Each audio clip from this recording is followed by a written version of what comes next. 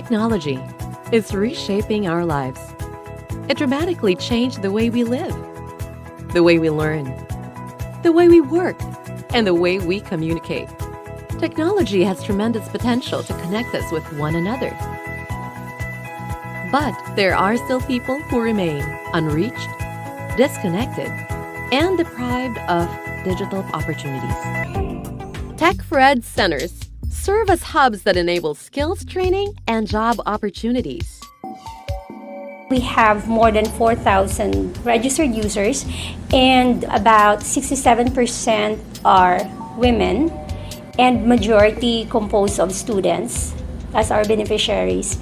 And why women? Because we are gender responsive, so all our programs are aligned with the gender and development program of our province.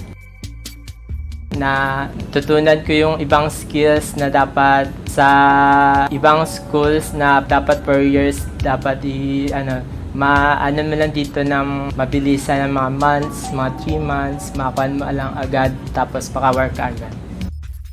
This program helped me by finding a job and of course gaining more confidence as well. I was able to gain knowledge about the BPOs, on how does the environment work and how am I going to interact with my future customers. As of now, as I'm the call center agent, so I see that difference because as of now I'm earning more than I have earned before as a tricycle driver.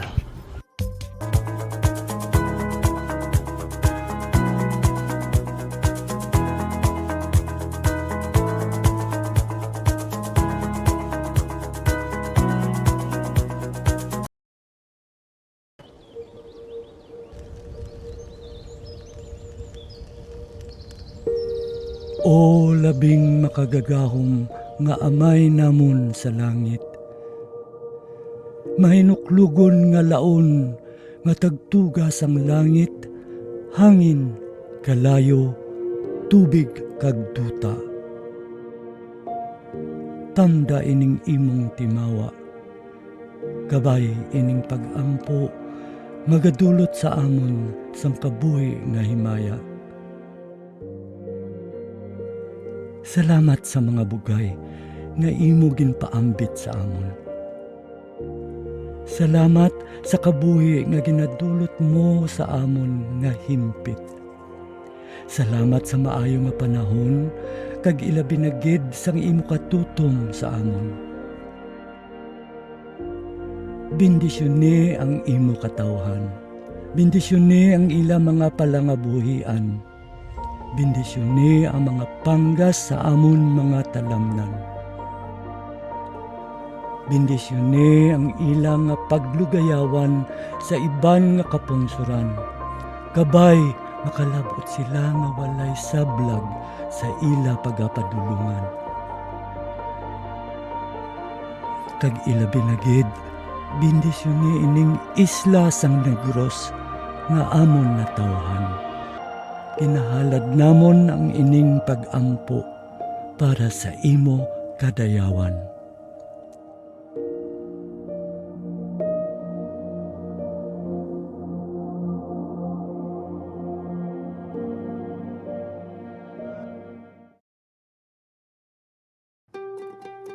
Noon pa man, malaki na ang naging bahagi ng mga kababaihan sa lipunang Pilipino. Kaisa sila sa marubdob na paghahangad ng kalayaan ng ating lahi. Kabilang sila sa paglinang ng ating makulay na sining at mayamang kultura.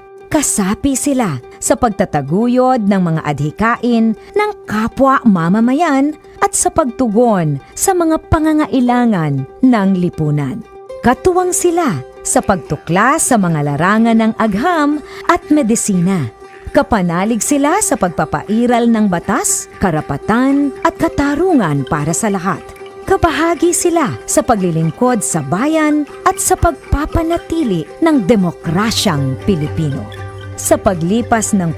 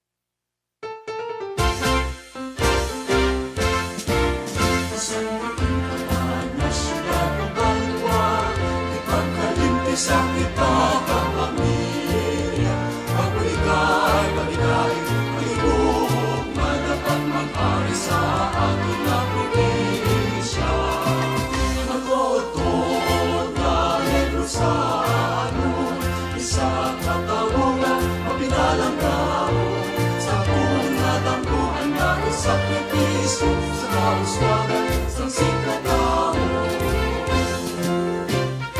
Hanggang ikaw magkandong sa was ng lag, ang iyong dala ang tanan sa kasal.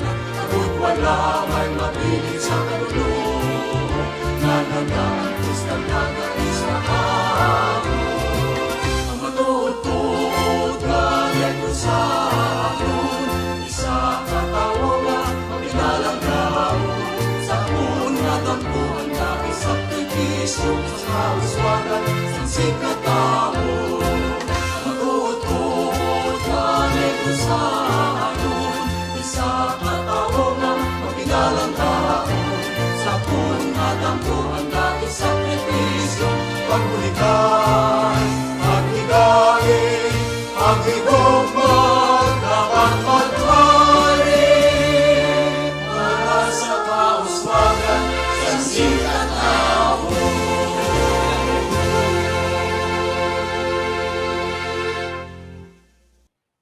Good afternoon, magandang hapon, maayong hapon to all of you. You are now watching Negros Occidental Language and Information Technology Center Animation and Visual Graphic Design Webinars.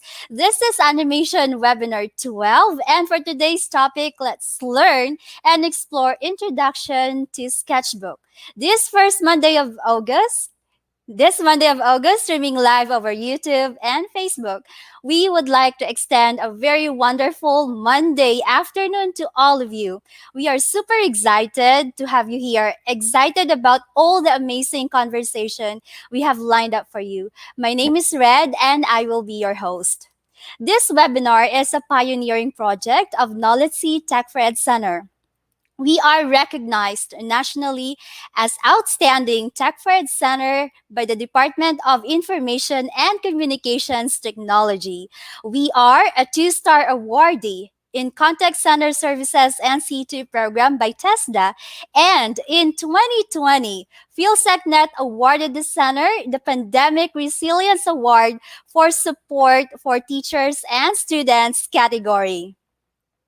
NOLITC also offers various in-demand webinars and free online training under the Negros Occidental Training for Work Scholarship Program through the Office of the Governor, Governor Eugenio Jose Bong Lacson. The center has pivoted to online training and conducted various webinars. This is our urgent and most accessible response to the ongoing global pandemic through providing relevant services and facilitating digital inclusiveness of communities. These webinars are absolutely free. To join, all you need to do is to register once, and you will be given access to the entire webinars. To get a digital certificate, you need to sign up for our attendance at the start of this webinar, and it will only be open for an hour or two. Right now, you can see the QR code flash on your screen, so kindly do your attendance right now. Kindly scan the QR code, or you may find the link in the description bar. I hope you're all doing it right now. To participate in the open forum, you will need to post your questions through the online open forum form. Please find the link in the description bar as well, or you may scan the QR code flashed on your screen. How to get your digital certificate. You will receive a digital certificate only if you have successfully filled out both the online attendance and the online evaluation form. Your email address should be typed in correctly so it won't bounce back. The evaluation site will be open after the webinar and will be closed at exactly 6 in the evening.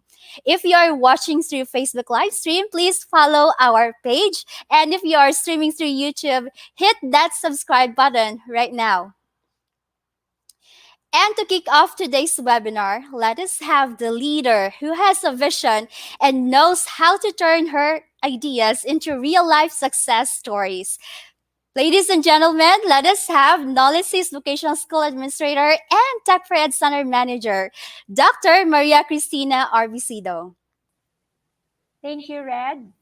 Hello, everyone. It's great to be back. Thank you so much for joining us today for another NOLITC webinar. And to our regular viewers, welcome back. We are always happy to see you returning, looking for more content and more engagement with NOLITC. And of course, a warm welcome to all those who are new. I hope you will have an amazing session this afternoon and you'll become a regular part of the group. We urge you to invite your friends in this online learning community. I'm happy that you took time to have some breather in your busy schedule and try to decompress a little bit. For those joining us for the first time, NOLITC is rolling out these webinars on animation and graphic design as part of the COVID recovery program of the Office of the Governor. Today, you will learn about Introduction to Sketchbook Pro. It is really worthwhile to explore art ideas because you wouldn't know and you will never know when is a great idea will spark or where it will lead. The Province of Negros Occidental, through the leadership of Governor Bong Lacson, has been implementing these measures that will help us survive during this pandemic. Our goal is to provide an online learning environment to all our stakeholders. This is funded under the Gender and Development Program of the Province of Negros Occidental. So, let this learning session be an awesome avenue for you to participate well and prepare for future opportunities. Regardless of what type of community you live in, the value of technology is really important in the future of work. Again, enjoy and have fun in your virtual learning. NOLITC inspires, NOLITC cares. Avance, Negrense. Exactly, you are right, Dr. Tina. Let us give Dr. Tina a virtual clap for that one. And thank you so much.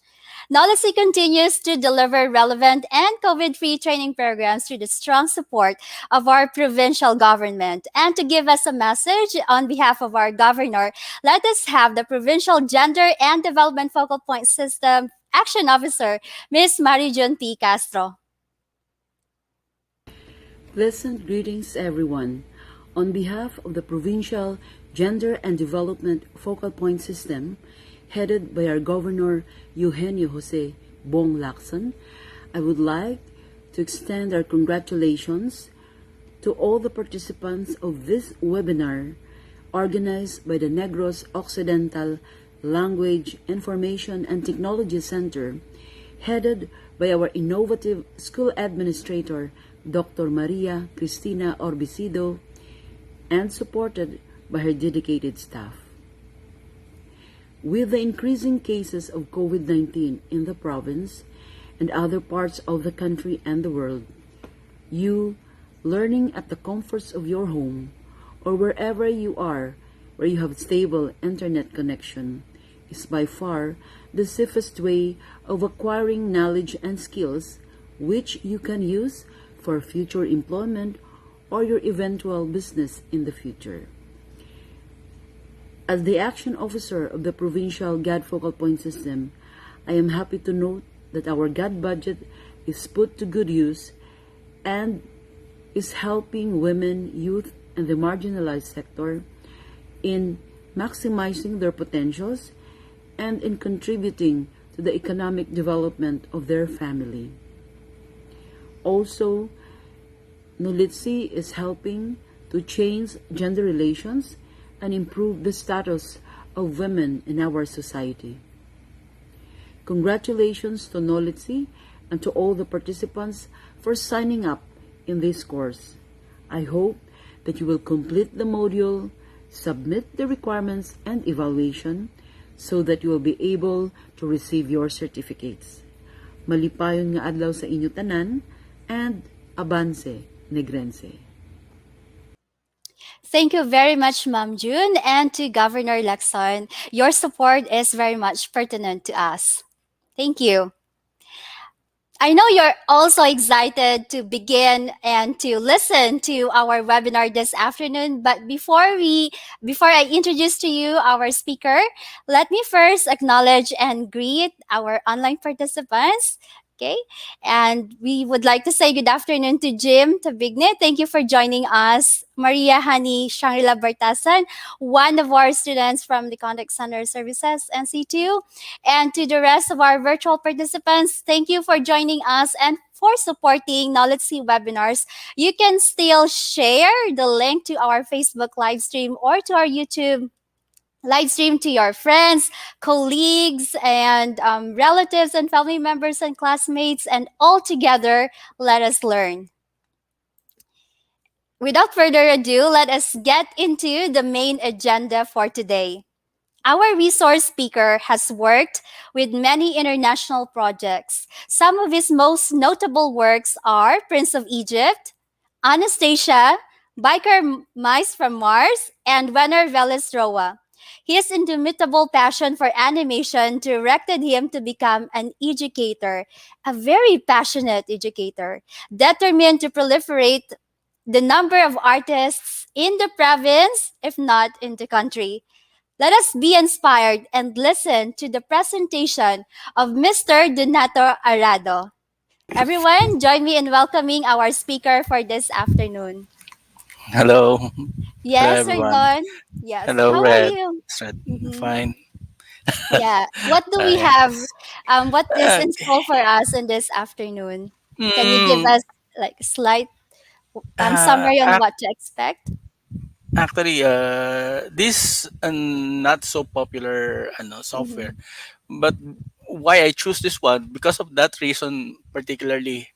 Mm-hmm. Uh, Technically, I I was surprised with this Yeah. software. Mm-hmm. That's why I choose this one to present as a raster image drawing software.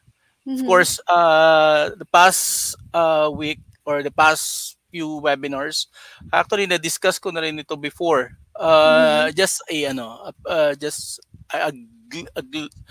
minor introductions actually. Mm-hmm. But for today, I'm going to discuss that the what what is it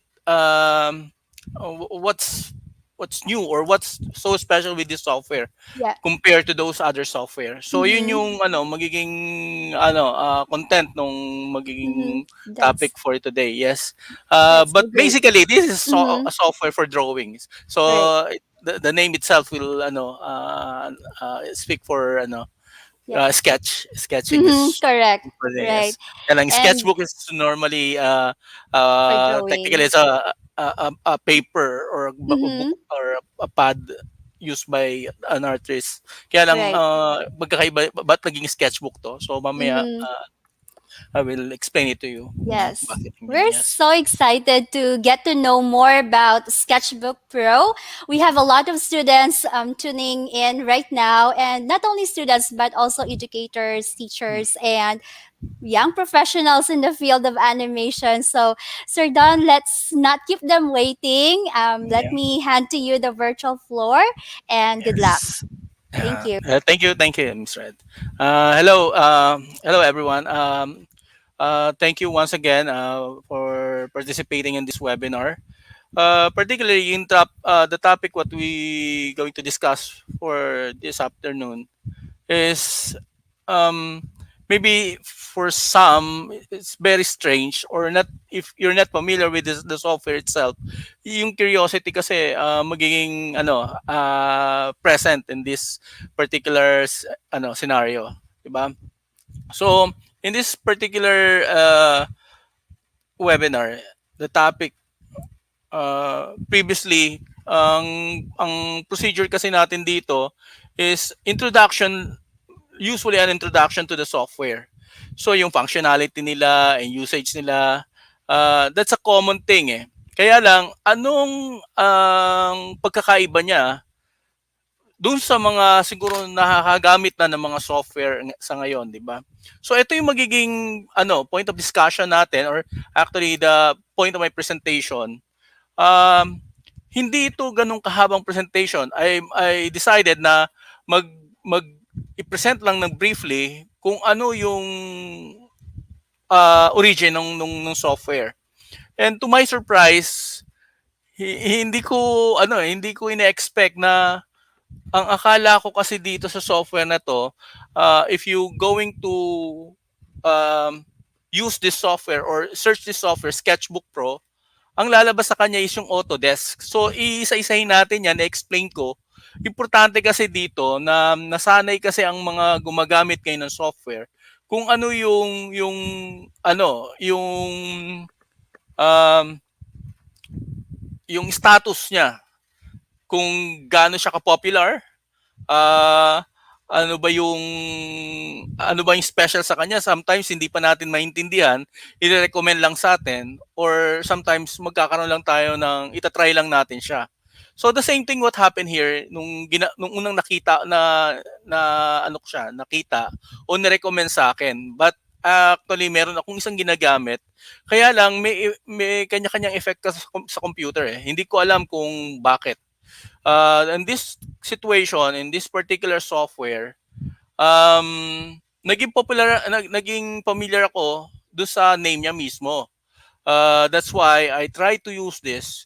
And the first time na ginamit ko siya is way back 2008 or 2009. I cannot recall particularly kung what year or what month in that but in that between 2008 and 2009. Akala ko very latest siya, and to my surprise hindi pala. Autodesk is of course pagka naririnig natin yung Autodesk, ang kadalasang ang unang sumasagi sa akin sa isip ko is yung AutoCAD. If you're familiar with AutoCAD, it's an engineering or architecture software na ginagamit. So pagka sinabing CAD is computer aided design, so ano kagad, ang connotation is computer, di ba? Computer aided. So kapag sinabi natin CAD design, it's more on mechanical siya. Ang particular, kung are you familiar with the software itself, talagang ganun ang itsura niya. So very yung mga tools na ginagamit niya, if you're familiar with this drawing tools, iba ang drawing tools ng engineering and architecture sa drawing tools ng fine arts. Okay? Pero pag nakita nyo sa college, normally magkasama yan. Way back in 1919, I was in FEU. Ang college namin is IARFA, Institute of Architecture and Fine Arts. So, converge sila sa isang building lang. So, normally, ganun ang inaano nila eh. Connected din siguro. The design of architectures and designs kasi is more on basically it's form of arts, kaya lang may engineering part. So doon na-introduce yung mga yung time na yun is I think wala pa yata yung AutoCAD that time. I'm not sure kasi I was discussing regarding the kasi nung na-introduce yung AutoCAD Series 14, yung Series 14 na yun ang naaral ko. Nung nalaman ko 1998 pa siya na introduce, and then naaral ko siya ng mga 2004 and 2005 yata. So right now, anong connection niya dito? So sa presentation ko, it's very brief. Yung kanyang magiging introduce ko lang kung ano yung software, and then makikita nyo yung before, di ba? Kasi pag sinabi natin katulad ng Adobe system kailan na introduce or na develop, based dun sa previous discussion, it was 1988 nung na introduce yung Adobe system. I'm not quite particular or exact dito sa sa date niya, but kung 1988 siya, so na-introduce nga ako sa Adobe system is 1996 na. Yung sinabi kong Photoshop 4 pa lang. So yung pa lang, hindi ko alam yung ibang mga software na nandun eh. So I use Photoshop for, not exactly for drawings. Ang gamit ko sa kanya is manipulating and enhancing images lang. So yun yung particular na gamit ko. So hindi ako familiar pa sa mga ibang tools ng Photoshop. Right now, of course, after several decades, nakita nyo yung introduction, nakita nyo yung ginawa nating discussion or na ano kong topic last webinar about the tools for drawings or for animation. So we usually use it. Mas kilala ko yung software for background design. Of course, marami, sabi ko nga, mas marami kang pa mo pwedeng gawin doon sa software na yon. Kaya lang ang topic natin is what particular department or part ng animation mas kilala ang Photoshop or mas saan siya ginagamit. So kahit sinong studio ang tanungin nyo, most likely ang isasagot sa inyo pagka sinabing Photoshop, they use it in backgrounds. Okay? So in this case, this is Sketchbook Pro. So in animation, we started actually sketching, practicing our drawing skills. Pagka sinabing sketch, normally it's preliminary, it's not final. Walang sketch na very refined. So ang tawag doon is Sketchbook Pro. So dito din sa software na to, pagka sinabi natin yung terms na ginamit natin sa arts, especially in animation, it's all rough drawings, preliminary drawings. So not final drawings. But ano lang yun kumbaga sa actually yung pangalan niya is Sketchbook not sketching or sketch kasi may gumamit ng SketchUp. Ang nung na-research, nung inumpisahan ko siyang alamin or before for this particular hindi ako ng time na i-research tong software na to before. Since nasabi ko Autodesk to, malamang yung mga engineer nila or mga creator nito is mga technical din, kaya lang may consultations about the arts. Kaya lang ang pagkakaintindi ko dito sa software nito is quite new. Now, after some research for this particular software, and to my surprise, connected ito, and then hindi ko alam na yung developer nito is this particular software is matagal na palang na-introduce. Way back 1980s pa, early 80s pa nga actually. And then hindi ko may na kung Adobe system is 1988 lang at ito is nung early 80s pa. So mas pioneer itong sketching na to, yung tong particular software na to, compare dun sa mga software na develop ng Adobe. So most likely ito yung pioneer pagdating sa ganitong klase ng freehand drawing in digital. Kaya lang iniisip ko rin noong time na yon, ano yung mga gamit na ginagamit ng mga artists to use this particular software. Ay hindi na ako nag-research doon. Ang inintroduce ko lang sa inyo yung origin. This is part of a trivia ng software na to.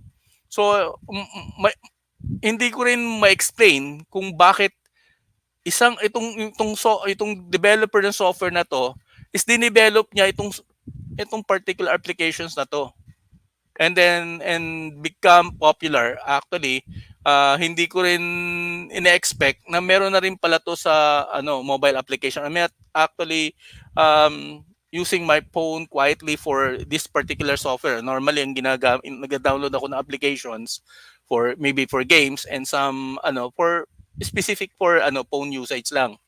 But nung additional for this particular nung ni-research ko na siya, yung software na to, and then pumasok yung mga samples and demo na ginawa using phone.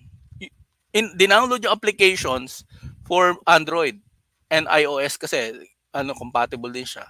And then since na touchscreen na ngayon yung mga smartphone, actually as instead of using a stylus pen, yung daliri mo na lang gagamitin mo. So ang dami nga nakikita na nagbibigay ng samples nila na drawing ko to using my phone alone. So may mga software na available na. And then yun nga yung kadalasang question sa akin after the webinar. Unahan ko naman ngayon. Actually maraming software or maraming application available na pwede kayong pwede niyong pagpilian depende doon sa availability ng machine or equipment na meron kayong access. So kung if you have a smartphone, maybe you can download those applications. Meron diyan free, meron diyang paid. And to my surprise also, mamaya makikita nyo na ganun pala kadami yung software na available right now. And compare nung mga early 90s or mid 90s, iilang malalaking company lang ang naglabas ng mga software na to. The number one nga dito is ito. We have the Adobe, we have this system. Autodesk not hindi pa part ito ng Autodesk. Alam niyo naman yung before na like for instance yung Adobe system inacquire niya yung Macromedia. That's why they have the Flash software or the Flash program and become an animate now. So ganun din dito. Autodesk acquire a lot. Kung titingnan nyo yung history ng company and acquisition niya ng mga software and companies na nabili niya, magugulat kayo na ganun kadami siya. Until now, it's still purchasing a lot of companies. And then ganun siya ka I'm not part of Autodesk, but nakagulat lang kasi yung kanilang yung buying power nila na halos lahat ng ang daming company na nabili nila to improve their product lines. So ganun sila. So malalaman nyo na itong Sketchbook Pro is not Sketchbook Pro originally. So let me share my screen my screen now. Okay?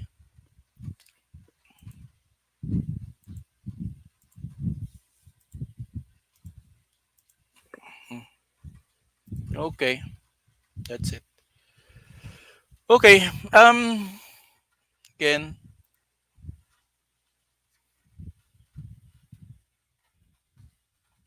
introduction to Autodesk Sketchbook Pro.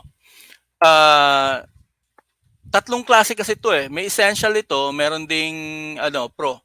So I'm going to use the Sketchbook Pro right now. So first, yung definition niya. Very very brief yung definition niya eh. Sketchbook Pro, Sketchbook formerly Studio Paint. So be particular in that title. This is before the name is Studio Paint, di ba? And then Autodesk Sketchbook become Autodesk Sketchbook. So it's a raster graphic software application intended for expressive drawing and concept sketching. So take note the word. The former Studio Paint, and then expressive drawing and concept sketching. Ito yung magiging part ng explanation ko mamaya, and then one of the videos na nakuha ko using the name Studio Paint. Kasi wala na eh. Hindi na siya nag-exist kung tutusin. So the software was first developed by Alias System Corporation as Studio Paint.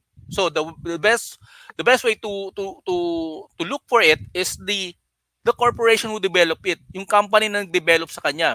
So ano yung dinevelop niya? Studio Paint bago siya naging Sketchbook Pro. So let's proceed. Ano yung Alias? This is somehow na naging nagulat ako nung unang nakita ko siya. Alias, I know this company. Alias System Corporation, formerly Alias Wavefront, was a software company that produced high-end 3D graphics software.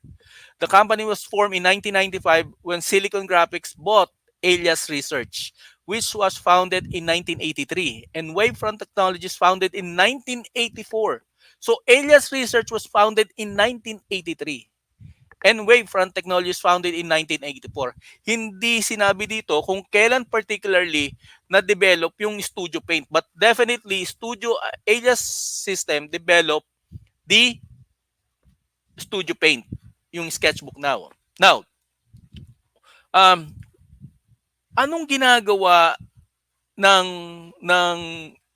ganitong klase ng company na nagde-develop ng high-end 3D graphics? High-end 3D graphics, fortunately that time 1998 ito eh, I think 1998. Hindi na nakalagay dito. 1998 nung inacquire ng Silicon Graphics yung Alias Research, nasa US kami that time, and then inintroduce nila yung beta version. Kung yung mga participant right now, if you're familiar with 3D software na Maya, yun yung beta version ng Maya ng Alias Wavefront. So ginawa nilang Alias Wavefront pero Silicon Graphics. Silicon Graphics is a company also na nag-i-introduce nung time na yun, in-introduce nila tong software na to. And the first time na for free na pinagamit nila yung buong mga machines nila para gamitin yung software. And fortunately, I was there nung na-introduce. Ngayon ko lang na-recall. Nagulat lang ako nung malaman ko na ganito. Kaya lang hindi ko maintindihan, hindi ko pa rin ma-connect bakit anong ginagawa ng isang company na nagde-develop ng ganitong klase ng software na raster graphics ng ganung high-end 3D software ang dinidevelop nitong company na to. And then the wavefront technology is also in technical development ng. But in raster graphics, bakit kailangan nila ng drawings? Kailangan nila ng drawing software. Now, ito yung ginagamit. Ito yung Studio Paint. Kung paano nila ginagamit ang Studio Paint that time. So this is for concept actually. Design concept ito. Before kasi kapag gumagawa ang mga designers, since walang computer, normally ginagawa nila yan sa malalaking table. Kung mapapansin nyo yung mga architect, we call the designer, kaya lang ang focus nila is more in mga structural designs. Malalaking tables nila, and then they're not using an A4 size or a tabloid size na paper. They're using a more than a cartolina size or a Manila paper size na papel. So kung are you familiar with architecture, magamit naka-roll yung mga paper na, yung mga yung mga writing nila, because they're using also if you're familiar with mechanical and technical pencil, and then the rulers that they're using, their different rulers and templates, sila yung gumagamit to, kaya alam mo na masyadong mechanical yung dating. So pagka nakita mo sila nagdi-design before, they're using the T-squares, the triangles, and then all the templates that they have. So malalaki yung table nila, and then ganito halos ang makikita mo. Imaginein mo ang tao na pwedeng na gumagawa nito. Siguro ang size nito ng ganitong klase ng papel, mga 1 di pa yan mahigit. So they're using a lot of sa mga markers na yung iba mga markers na but not actually using charcoal for this one. So right now, yung naisip siguro nila is mag-develop ng software na capable para dito. Kaya lang hindi ko alam kung anong kasi that time ang alam ko lang na mga pinakamalaking monitor na ginagamit is 21 inches or maybe I think the popular size is 21 inches. So ngayon, anong klase ng equipment ang dapat na gamitin kapag nung ma-develop nila yung software na to? So most likely, ang Studio Paint, sa madaling sabi, ganito. It's more on sketch. Mapapansin nyo siya, hindi siya ganun ka-final. So, take a look this one. It's all concept design. Very hindi siya ganun ka-refine. Even yung mga shadings na niya, yung values and na ginagamit nila, yung gray values nila, nagkakaroon ng soften, pero mapapansin nyo kaagad sa kanya, parang anong ginamit na parang modern equipment na So ibig sabihin, this very old na mga part na nitong mga designs na is 80s pa. Gumagawa na sila ng ganito. And then the result is something like this one. Ganyan siya. So this is Studio Paint. Basically. Ganyan yung ginagawa o napoproduce ng Studio Paint. And then ito yung purpose nila. And then later on, marami pa yan kung titingnan nyo sa kung mariresearch siya, ginamit na siya for different purposes na. May nakita ko gumagawa na ng mga concept characters, backgrounds, and then part of that um, soft yung mga samples na yon or demonstrations na yun, share ko sa inyo mamaya. But but before that, I want you to siguro play ko muna yung isang part na to kasi nakita ko yung isang original video nila para magkaroon kayo ng comparison mamaya. Magkaroon kayo ng idea kung ano yung itsura ng interface or yung mga tools na ginagamit producing this kind of output or these drawings. So this one by David Bentley. So obviously nakikita nyo yung size ng monitor na ginagamit nun, hindi pa uso yung wide. Sa mga monitor kasi nun is box type, yung 4x3. We're using the 16x9 now. Nakikita nyo yung monitor, medyo square, di ba? So fortunately, makikita nyo kung paano dinidevelop yung siya it takes only 3 minutes. I-time lapse ko na siya para mas mabilis makita nyo na at mabilis matapos so that we can proceed dun sa susunod na step.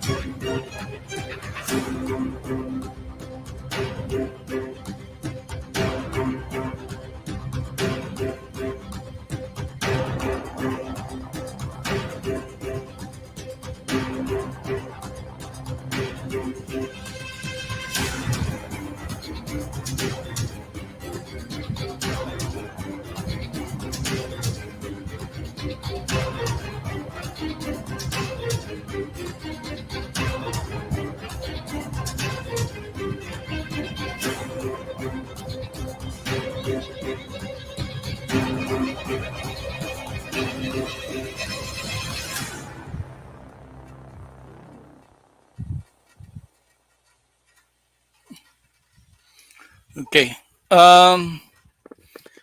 Basically, makikita nyo sa kung if you're familiar with other software, so familiar kayo sa Photoshop, yung mga tools na ginamit niya, if you're using a 3D software also, maiintindihan nyo yung itsura niya eh.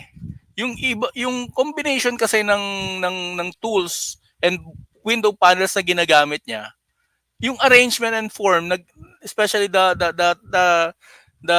taskbar sa ibabaw ay sa niya, yung menu bar niya, and then yung taskbar niya, and then the window panel sa side is a combination of 3D ng Maya or ng 3D Max and also ng Photoshop, especially the layering. And then very obvious do na makikita nyo na meron siyang mga brush. Importante kasi dito when you do sketching, importante na meron ka meron kasi nag-sketch na nagde-demo na he's just using a single brush, one a brush, two types of brush. Yun lang ang kadalasang ginagawa nila for demonstration. But in this case, yung mga dinemonstrate ko sa inyo na sample ng brushes na pwedeng i-download or sa plug-in para doon sa Photoshop, mapapansin nyo na parang ang ano lang is texture lang siya na black and white, and become tingnan nyo na lang kung ano yung effect kasi black and white siya, di ba? And then malalaman mo na lang yung combination ng ano niyan using kung yung sensitivity nung brush na ginagamit mo. So if you're using a pressure sensitivity device, so nagkakaroon na yan ng combination. So yung thickness and nagbabari din. Pwedeng yung because of the pressure, or maybe you can adjust it via keyboard manually. So yung sizes naman siya. So ang importante dito is anong klase ng brushes ang ginagamit. So kung tatanungin niyo yung painter, definitely yung mga fine arts graduate, kung makikita nyo, hindi sila gumagamit ng isang brush lang, of course. If you really want, kasi yung medium nga lang hindi naman pwedeng gamitin mo every time yung lahat ng brush type na gagamitin mo sa different medium. Merong ginagamit yan for oil purpose lang, for acrylic, or for watercolor. So, ganun siya. So, merong mga specific na na hindi lahat yun pwede mong gamitin. The same thing yan pagka nag-digital. That's why they customize sometimes their brushes. In this case, dito sa software na to, makikita nyo, kaya nagustuhan ko siya. Mas direct yung direkta yung makikita nyo pagka ginamit nyo yung software. Hindi nyo na kailangang mag-isip or compare dun sa Photoshop. I'm comparing this one to Photoshop. Meron ding ganitong klase ng software like the Clip Studio Paint as you can recall, Studio Paint ginamit ng clip yung old version ng Sketchbook Pro, yung Studio Paint talaga na ito kasi yung pioneer na Studio Paint. So Clip Studio Paint, now na-connect ko na, akala ko unique. And then some Corel Photo Paint and Corel Painter. So contained lagi yung yung paint. So yan yung mga software na sinasabi ko na known and then branded. Kasi merong mga software na ginagamit ngayon like yung sinasabi niya yung Sai, and then there's a lot more nakita ko kanina, let me see. Yes, the Clip Studio Paint, yung Paint Tools Sai, and then Procreate. Okay? And then yung isang nabanggit ko na Corel Painter. So yun yung mga software na ginagamit, but in this list wala yung yung etong Sketchbook Pro. So ganoon naman mamaya i-share ko sa inyo din yung ibang But for now, i-open ko na yung yung software to para maging ma-explain ko sa inyo ng maayos. So ito yung ito yung software. So mapapansin nyo sa ibabaw, okay, natakpan siguro siya. Wait lang. Okay. Okay, yan. Mapapansin nyo sa niya, sa menu bar niya, we have only few item, di ba? Unique siya dahil yung ibang mga software, makita nyo halos puno na yung kalahati na ng sa dami ng ng menu niya. And then pagka kinolapse pa yan, ang haba pa nung iba. So sobrang dami. Ganun siya ka-complex. And then ginawa nilang mas simple. Actually dapat simple and direct approach dapat ang lalo na doon sa mga baguhan na gagamit ng software. Mas madali siyang maintindihan. I can assure you na mas madali siyang maintindihan. Kaya lang, meron siyang mga ipapakita ko sa inyo mamaya dahil ito yung isa sa mga tools niya. Tools na yan actually. And then ito rin yung list ng tools niya, toolbars. But mamaya, i-expand ko lang siya. Pagka naka-full view siya, nandito pa rin yung toolbars na to. So, we have this one. consider as parang ano ito yung sample palette na fix na nandyan. Pwede kayong kumuha ng sample using this, or you can switch back and forth with this using this one. No? You can change the color. And then, anyway, let's discuss first kung paano siya ina-access yung software. Ito yung default layout na sinasabi. And then meron siyang dito sa left side na lower left. Ang tawag dito is yung lagoon. Yung lagoon. This lagoon, makikita nyo siya dito sa window. See? The toolbar. Pagka tinanggal ko siya, yeah, then babalik siya. So, eto lang siya. The toolbar, the lagoon, okay? The color, the color pack. Yan. And then, the brush. Yung isa. Okay? Now, paano ka makapag-drawing nito? Actually, marami pa ditong available. Kaya lang, sabi nga, pagka wala ka nitong window panels na to, medyo mahihirapan ka. Wala naman siguro magde-develop ng software na wala ito. So, makikita nyo, itong tatlong part na to, itong the three part na makikita nyo dito, connected to sa window panel. Pag binuksan ko tong layers, click ko tong layers, lalabas na yung layers natin. And then I am going to click the brush palette. Yun yung nasa left side. Okay? And then we have this one, color editor. Ito yung sa coloring. Similar to this one. Okay? Kaya lang may color palette siya dito sa ilalim kapag mag-a-add kayo ng ialagay nyo siya dito. So mariretain siya sa side na to. So kung halimbawa if you want this one, this color, and then if you want to add additional colors here, color pick lang siya, and then you can add colors here. Okay? Okay? So similar yan do sa ibang software na makikita nyo na nag-a-add kayo ng color palettes. Now, ito yung So nandito lahat siya. Ayan. May Copic pa siya. Sa Copic kasi, ito yung gradual. Kung halimbawa gagamit kayo ng color sets. Let's say, kailangan mo ng color tone ng skin tone, pwede kang kumuha na kagad dito. Naka-presets na siya. So, most likely, naka-preset siya. Between these two colors, makakapag-combine ka na ng skin tones. So, yung iba, yung cool part, or the warm part, or the special colors na po pwede nyo. But the color picks there. Yun yung purpose ito. So, very direct approach siya. Ngayon, if we're going to start a drawings, for instance, I'm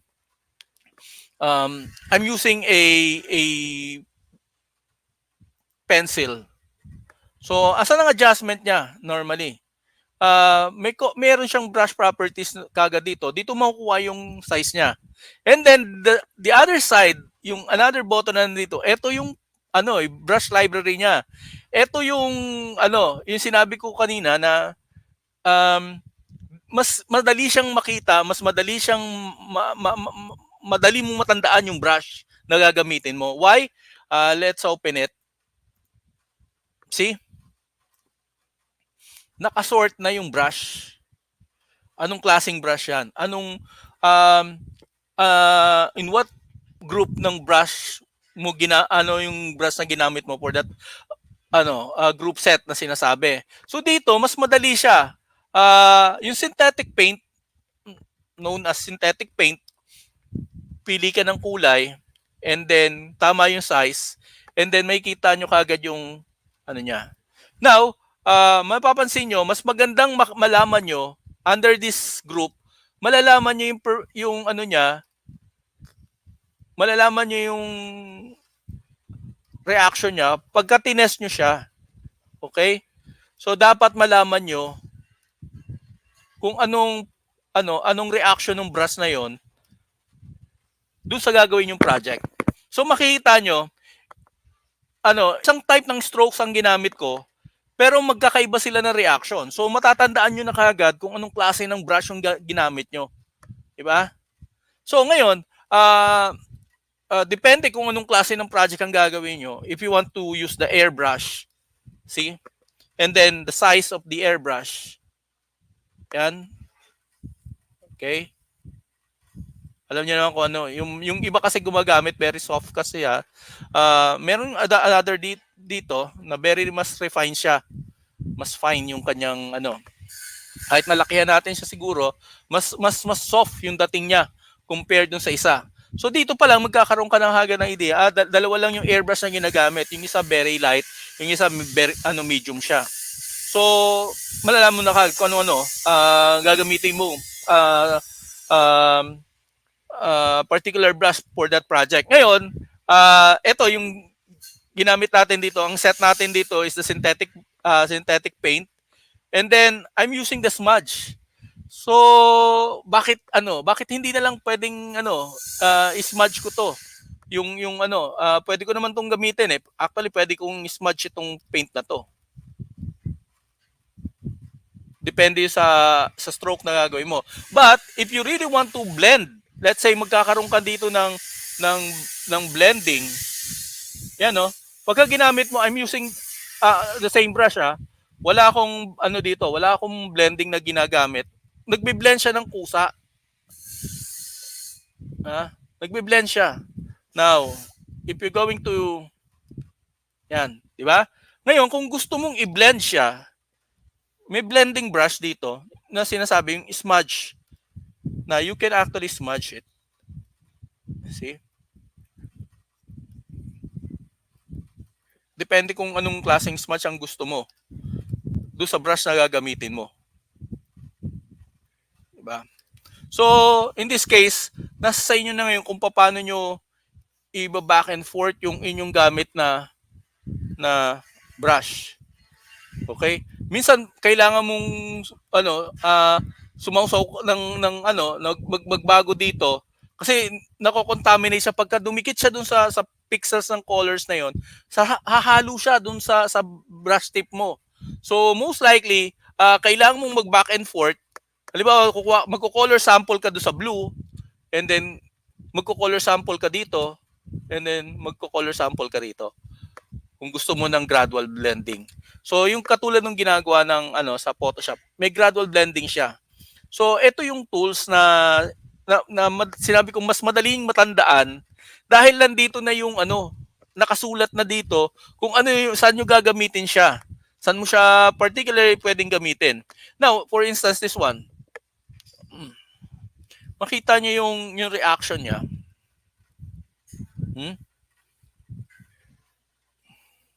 This is pastel.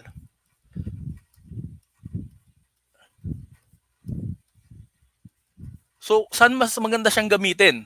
Saan siya mas tingin nyo? I'm going to use the airbrush or I'm going to use the pastel. Halos same reaction siya, di ba? Pero kung tutusin, mas madaling kontrolin yung pastel compare sa airbrush.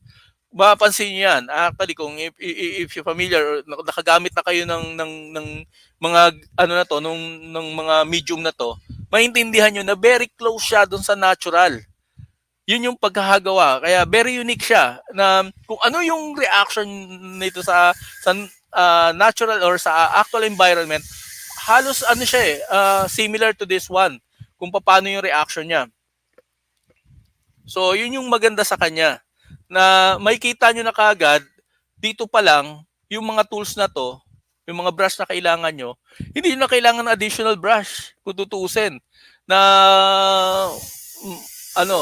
katulad nung sa na by hundreds pa or sometimes 1,000 ang ibang brush.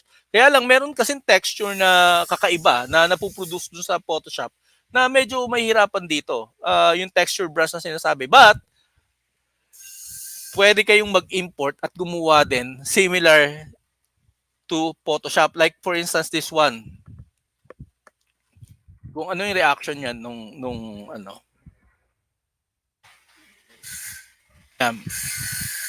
See?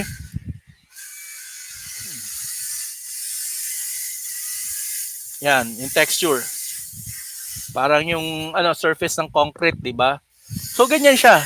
Mapapansin nyo dito, ganun din siya yung black and white na texture na texture brush na ginagamit ng Photoshop. Okay? So ano pa yung pwede mong gawin dito? Actually, ito yung susunod the power ng software. So gagamit na tayo kung naintindihan nyo to, direkto wala tong special bali ang mangyayari nasa sa artist na kung paano nyo kokontrolin to. At also para dito sa layers, mas madali siya, makikita nyo naman yung plus. Okay? And then meron ay dun sa corner na yon, pwede nyo siyang i-off. Ngayon, pagka sinabing meron kang object dito, meron siyang button sa gitna. Nandito yung pag kung gusto mong i-delete siya or gusto mong i-merge siya dun sa susunod na layer, pwede yon. And then, duplicate the drawings. Pwede mo i-duplicate yung drawings. Okay? So, yun yung next na niya. Pwede kang mag-add ng text, of course. Now, if you want to delete the layer, just delete the layer. Kasi wala makikita nyo, walang trash yan, di ba? So, all you have to do, yun yung pagkakaiba. Ito yung unique doon sa software. Kasi kadalasan ng software, makikita nyo sa ilalim, may trash bin, di ba? So, all you have to do is select the layer and then click the bin or drag that layer to that bin. Dito, you have to click the center nung layer and then nandun niya yung options na pwede nyong gawin. Okay? So, add ka lang and then select the layer and then you can create new one. Now, katulad nga kanina na sinabi ko, meron siyang may mga additional tools siya sa ibabaw, di ba?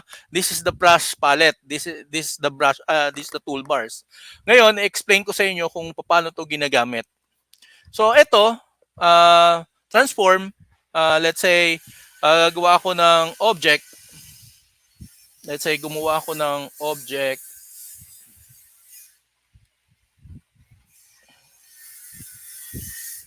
or character.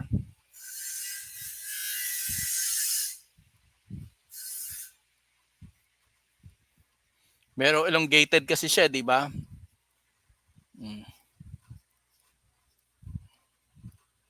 Elongated yung character natin. Ngayon, pagka ginamit ko to, itong part na to, makikita nyo yung power niya. Na pwede ko siyang i-deform. Diba? Baka meron kayong hindi gusto na size na masyadong malaki. Ito yung flexibility niya na pwede mo siyang i-deform. Okay? So yan yun. Yan yung unang tools na to. Ngayon, yung isa, of course, the cropping is, alam niyo na yung ng crop, delete yung stage, di ba? So maka-crop yung ginagawa nyo. And then, selection, yan. Pagka nag-collapse ka ng selection, dito, meron tayong polygonal, meron tayong freehand, meron tayong magic wand. Kung depende kung halimbawa yung object nyo is may kulay na, gawa tayo ng object na may kulay.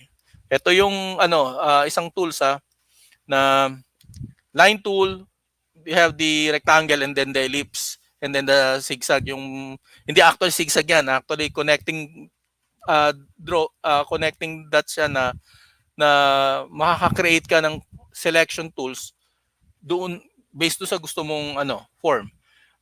Para siyang yung isang lasso tool na yung I forgot that lasso tool sa sa Photoshop. Best marquee or selection tool kasi yung sa freehand selection ito yung selection tool din kung tutuusin to. Ito. Yan. Kaya lang polyline is similar to that reaction din Yeah. Kaya lang selection kasi siya kung may gusto kang i-select na object.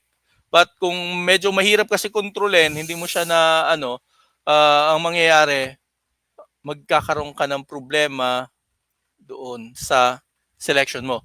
Now, ito yung isang power niya. Makita nyo may lumabas, di ba? Explain ko yan sa inyo mamaya pagka gumamit kayo ng selection. But ito, normally, pagka ginamit mo siya na tools, ito siya. Itong arrow na to is the directions ng movement. But if you going to select this one, yung size ang lalabas, ang makokontrol nyo. But if you're going to select this one, yung rotation naman niya. So every applicable lahat ng object na nagagawa nyo, lalabas to kapag ginamit nyo tong selection tool na to. Okay? So we have the rectangle, the lasso, and then the entire layer to. Sa layer siya nag-a-apply. Okay? Now, let's say going to add additional layer again. And then create tayo ng object. Let's say a rectangle tool, an ellipse. And then I'm using the paint bucket. Dalawang klase 'yan. Isang radial, isang linear fill. So pagka nag-linear fill ka kasi, meron kasi selection dito. So the selection for linear, magke-create ka dito. 'Yan, 'di ba? Ang default niyan is gray, 'di ba? But you can change the color using this one. Double click it and then there's another one. See? Okay. So yan yung gradient tool. Okay. Now, of course, the radial tool is the same thing naman.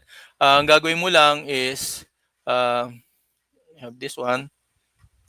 And then the bucket tool, and then the radial ang gagamitin natin, fill it in. Now, pwede kang magdagdag ng kulay dito doon sa nito. Ito, sa adjustment na to. Inihila mo lang siya, and then you can actually adjust the content or the how many percentage are you going to place for that particular colors. Diba? So,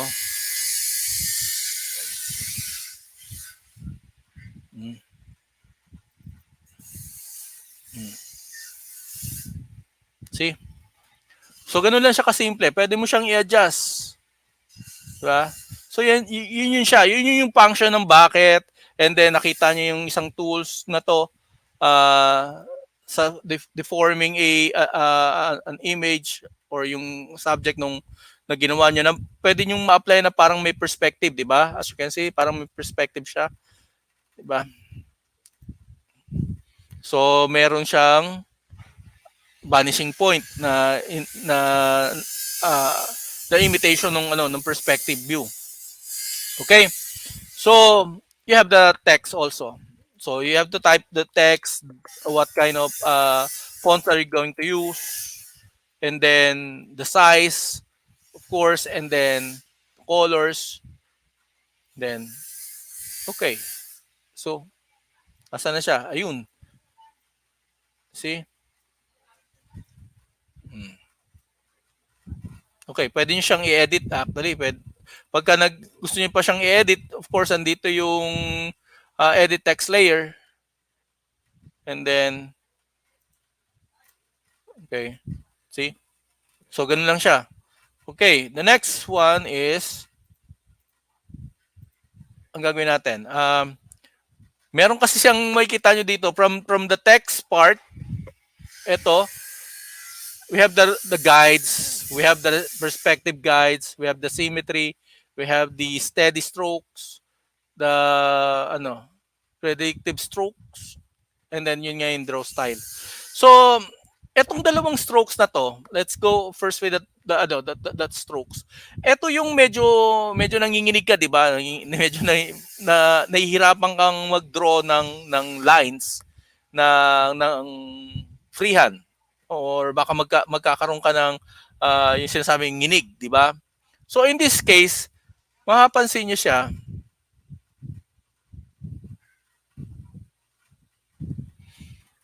See?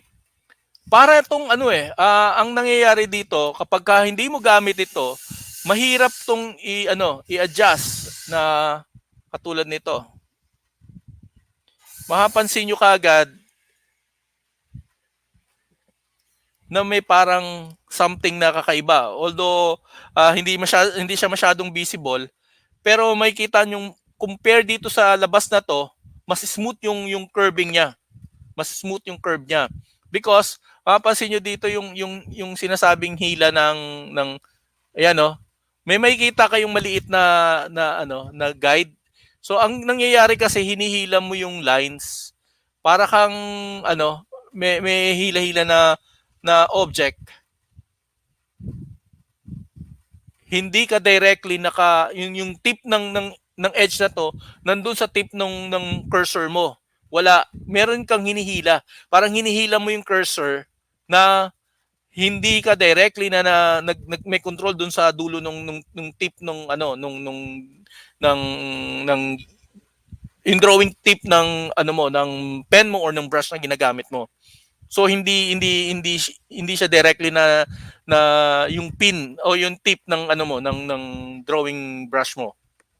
Now, ang pagkakaiba naman niya dito, ang predicting is kapag ka gumawa ka ng object, ayan, gawin nating o nakita nyo, may reaction siya. See? So kung medyo may angular yung yung ginawa mong ini-smooth niya. Depende yung sa adjustment ng smoothness na ina-apply mo. Kung halimbawa nasa 3, kahit na siguro angular yung ginawa mo, mag-smooth yung corner niya. So kung gusto mo talagang medyo malapit dun sa sa drawing mo pero hindi siya ganung obvious na nanginginig. 'Di ba? At least smooth pa rin yung drawings mo. So ito yung isang power nitong between these two tools, itong dalawang tools na to. Now, ano yung next na na makikita nyo dito? Yung iniwan ko, the ruler, ito yung sa ruler. Okay?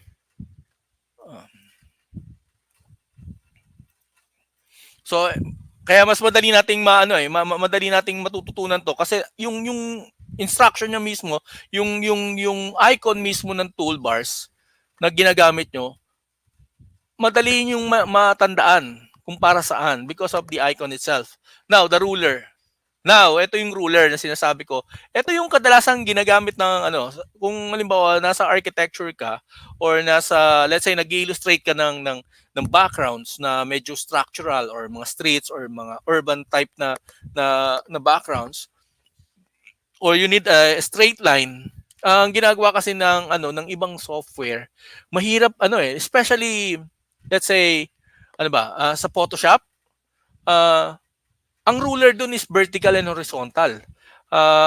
Pwede akong mag-place ng guide. Kaya lang wala tong ganitong klase ng control ng rulers. Let's say dito ako ito yung pivot point ko di ba? So ang gagawin ko, ito yung angle na kailangan ko and then gagawa ko ng straight line. See?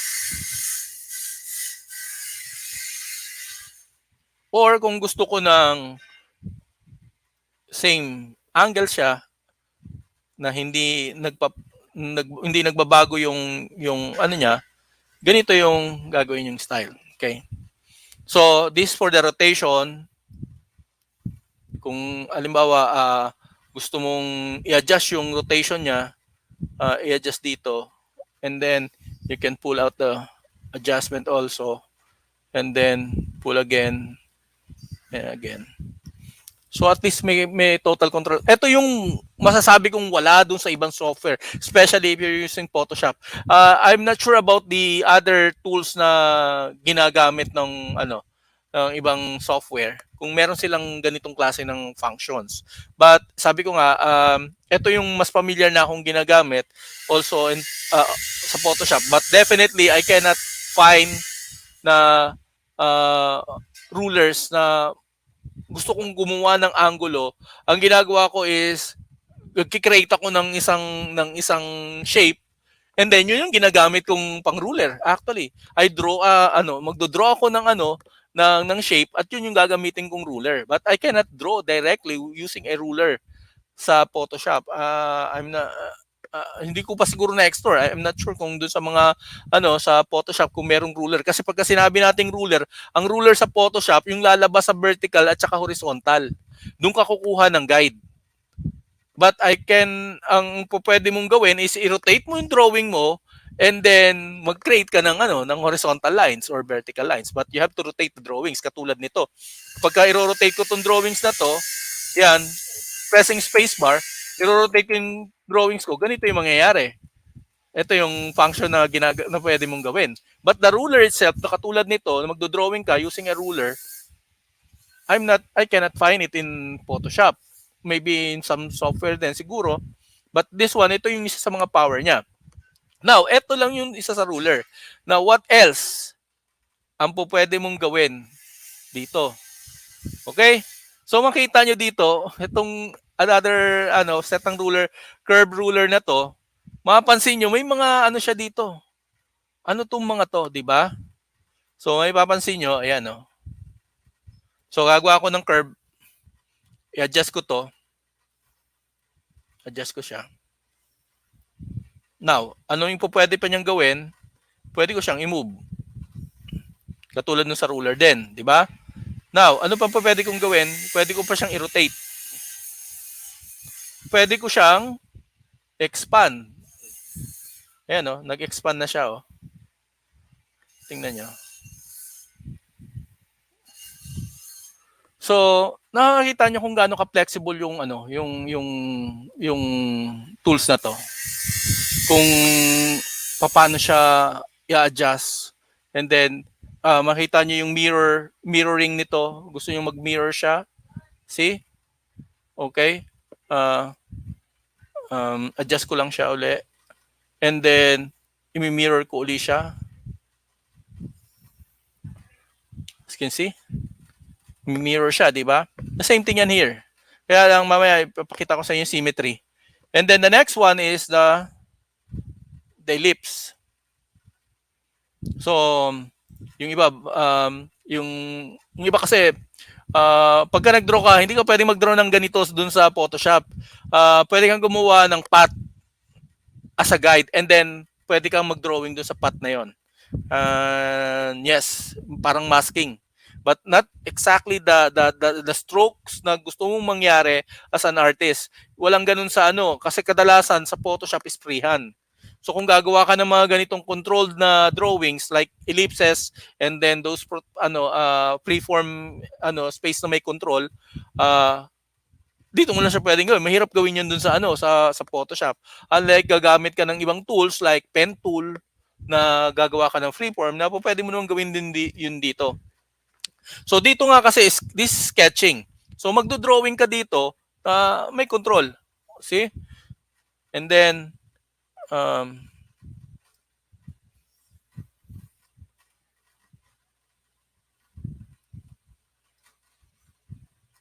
size.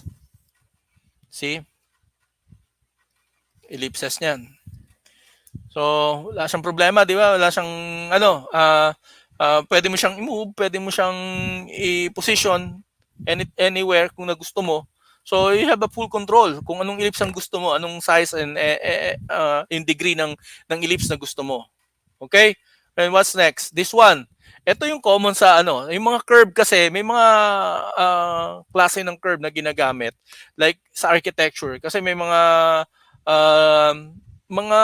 unusual curves na mahirap gawin or kontrolin. Ito 'yon. Ito yung isang sample ng curves. Of course, nakikita niyo naman siya. Yung form niya, meron siyang dito. Okay? Now, meron siyang klase ng curves na mahirap gawin. Ngayon, yung sizes niya, katulad nito, di ba, na nababago yung size, and then, nami-mirror niyo siya, di ba? And then, pwede niyo siyang i-rotate. And in this particular, pwede kayong pumili ng iba-ibang klase ng template or yung curves na combinations. So, kung familiar kayo, makikita nyo to sa mga bookstore, may yung mga clear na ruler na iba-ibang size. Ito yon. Ito siya. So, pwede kayong pumili. Ito yung common eh. Actually, 3 sample lang yata ito eh. 1, 2, 3. Yes, 3 samples lang siya. Common ito do sa sa mga, kaya lang iba-iba lang yung size niya. In this case, available siya dito sa software na to. So, do sa mga nahihirapang gumawa ng curves na drawing, actually pwede niyo siyang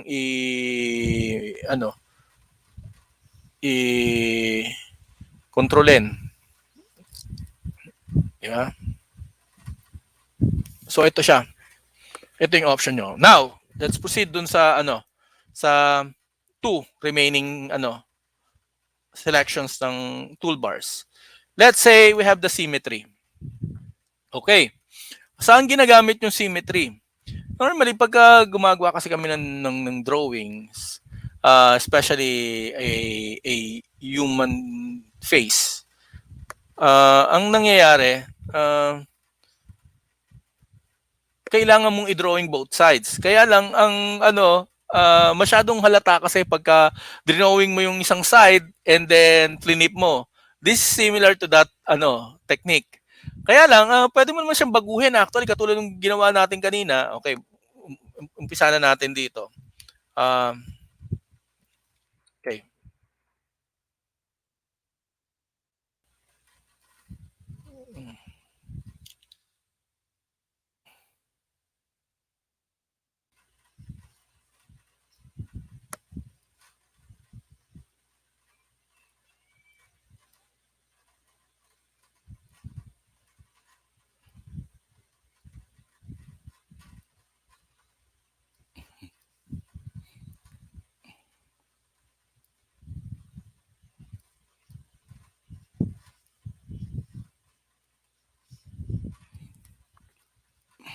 Medyo nakakatawa lang siyang matutuwa ka lang sa kanya dahil because of this functions na parang ang tipid na ng mo ng oras mo dahil hindi mo na i-drawing sa kabila. Pwede mo naman gawin yan actually through flipping. Ngayon, pagka natapos ka na, of course, meron kang complete na head na, 'di ba? Ngayon, iiwasan natin yung yung itsura na masyado siyang perfect. So nangyayari, pwede nyo siyang yan technically instead of mamaliin mo siya ng konti or pwede mo siya tweak ng konti na wag masyado siyang symmetrical dun sa other side kasi ganoon naman talaga yung face. Ilang tao lang yung may symmetrical na similar na parehas na parang naka-mirror. Ilang tao lang yan merong ganon. So definitely talaga ang natural na human face is hindi siya talaga symmetric na katulad do sa similar to the other side of our face. So ganun siya. So ito yung technique. Kung gusto mong ulitin yung yung side na yon, tandaan niyo pwede kayong horizontal and then vertical and then meron tayong multiple. Sa multiple symmetry, ito pwede kang gumawa kasi dito ng design ng drawings. Let's say designs.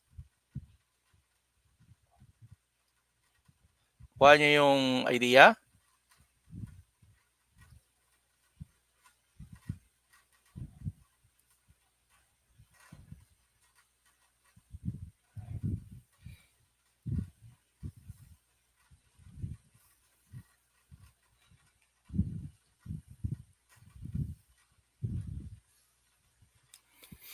So, ganun siya. Pwede nyo siyang dagdagan. Pwede siyang multiply to 8 times. Okay? Okay. Di ba? 8 naman.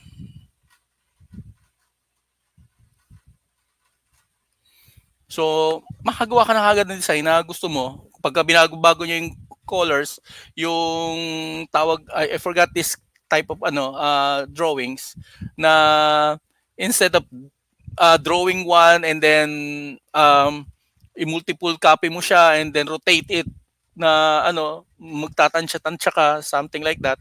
Dito, you can use it this one. So meron ka ng instant na makakagawa ka ng designs for this one. This one is sketching nga, 'di ba? Pwede mo siyang i-finalize of course using other tools. Pwede kang mag-drawing dito ng okay. See?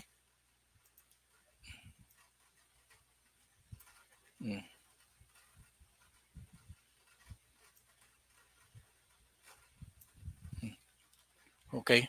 So, nasa inyo na kung paano nyo yung anong klase ng drawings ang gagamitin nyo, anong klase ng designs ang i-apply nyo using this particular technique. Okay? Now, ano na lang yung remaining na tools na explore natin dito. This one is the sinasabi ko sa kanila, sa mga students ko din na ito yung pinaka important part nitong software na to.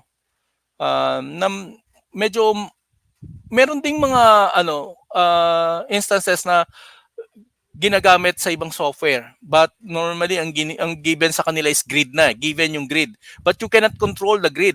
Yung particular part ng grid na kakailanganin mo. Let's say, ibigyan ko kayo ng isang sample. Okay.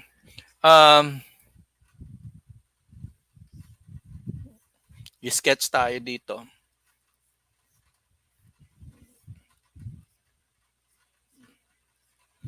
This is sketch.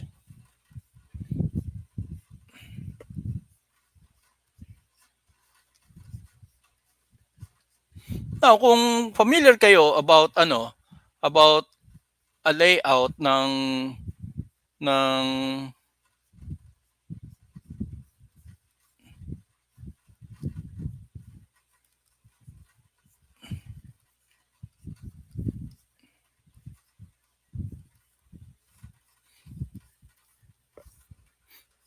No, may idea kagad kayo kung ano yung dinodrawing nyo. Yeah? Kaya lang mahirap makuha to eh. This is a one-point perspective. One-point perspective. Kung sanay ka na medyo hirap kang gumawa or either sanay, marunong ka na, naiintindihan mo na yung basic perspective or meron kang background sa drafting, siguro magandang mapapractice mo siya ng maayos dito. So dito, pagka kinorek ko to, lalagyan ko, ang unang tinitingnan kasi pagka gagawa ka ng backgrounds, you're looking for the horizons. So most likely, ang horizon is yung merging point ng reference point na makikita nyo sa isang location. So yung halimbawa, yung edge ng ating ceiling and edge ng ating floor, dapat magme-merge siya sa isang location lang. And then from that location, we have the perpendicular to this one, yung merging point kung saan merge yung end na to or magko-connect tong mga lines na to ng reference point natin. Mapapansin nyo kagad yan eh. Kaya lang case to case to. What if kung ang location nyo is, let's say, nasa labas kayo, outside, or let's say, nasa bundok kayo, hindi nyo nakikita yung horizon. Ang horizon natin, normally, kung saan nagmi-meet yung sky and yung land. So, this is the sky. Or in this case, kapag tumingin kayo sa dagat, ito yung sea or yung ocean. So nagme-merge yung sky doon sa in this case kung wala yung hindi present yung sea, of course yun land. Kung hindi present yun, makikita niyo natatakpan kayo ng mga bundok. Ito yung estimate. Paano niyo ini-estimate yan, di ba? So dapat alam niyo kung nasaan yan. Dapat naka-align kayo dun sa position nyo kung saan nyo titingnan yung backgrounds. Ngayon, kapag nasa loob kayo ng bahay o nasa labas kayo ng bahay, makikita nyo yung mga reference point.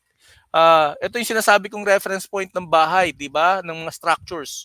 So, hanapin nyo yan. Most likely, mas maganda siyang hanapin kapag hindi ka perpendicular dun sa wall. So, paano mangyayari yan? In this case, this is one-point perspective. Pwede mong makita kapag gumawa ka ng two-point perspective. So this is your horizon. Asan yung structure nyo?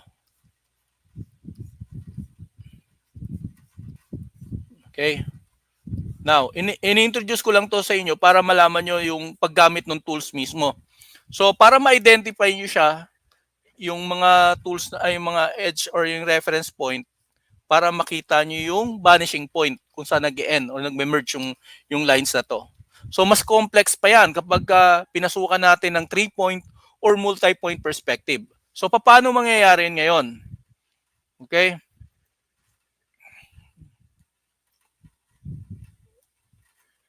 Okay. Let's see. Gamitin na natin to. Now, close na natin yung ibang tools. Hindi natin kailangan yung ibang tools. Ang kailangan lang natin maybe the layer. Okay. Press the space bar para ma-move nyo yung ano nyo. Now, ito na siya. Now, in this case, mapapansin nyo sa selection niya, we have the 1-point perspective, we have the 2-point perspective, and then we have the 3-point perspective. And then we have the fisheye mode. Of course, this is advanced. Masyadong advanced yung fisheye.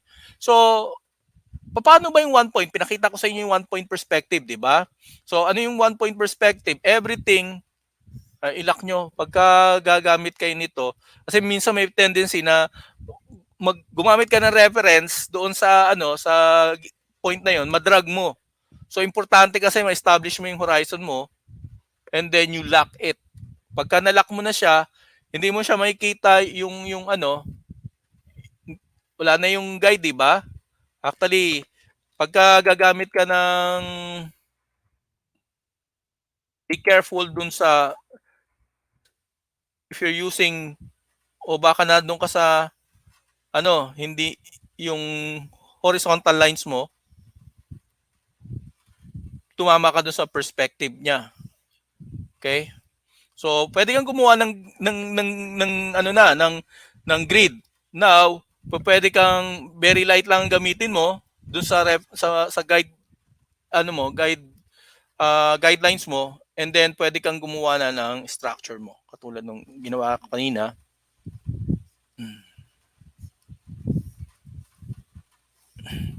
Kanina, nag-estimate lang ako eh. Di ba? Now, ang reference niyan, let's say, ang sukat ng bintana, pagka nag-meet siya dito, ang height ng bintana, similar dun sa height ng pintuan, di ba? So, pagka nag-connect din ako dito, lalagyan ko tong bintana dito sa side na to, yun, siya. So, yung perspective nyo is much more precise compared dun sa, sa ginawa kong sketch. Mas precise na to dahil gina-guide na kayo ng system eh. So, dito, makikita mo na kagad yung floor. See? So, hindi ako nag-estimate na lang dyan. Yan na yung, kung ito yung gagamitin na tiles, di ba? See? Ito yung sinasabi kong particular power or yung enhanced modification ng software na to. Now, this is just a 1-point perspective. Ngayon, kung meron kayong doubt dun sa inyong perspective, actually, kung gusto nyong may nakita kayong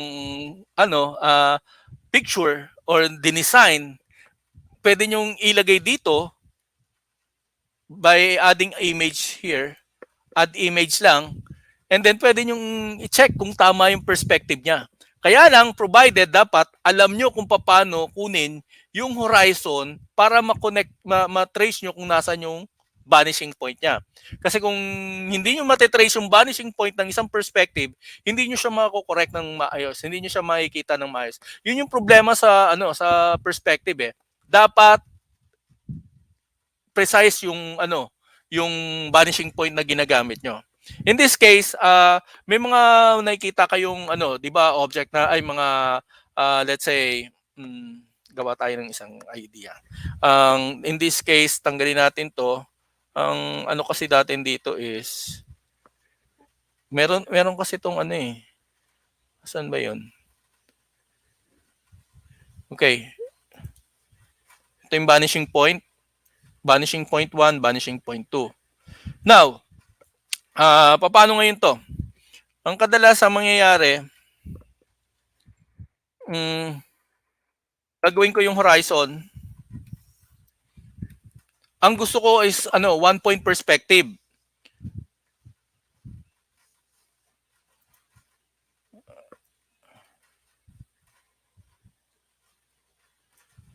So nangyayari, hindi mo control yung vanishing niya na matilt. So ang mangyayari pag gumawa ka ng ganitong drawings, sundin mo muna yung drawings na ng perspective na 1 point. Let's say gagawa ka ng building na sorry.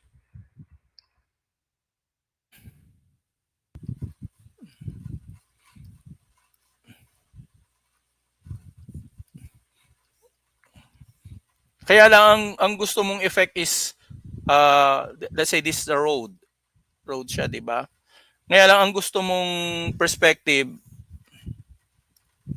ang gusto mong shot is naka-tilt. So ang mangyayari, iti-tilt mo siya using this one. Yan. So naka-tilt na siya. 'Di ba? Actually, yung drawing ang dapat mong i-tilt eh. So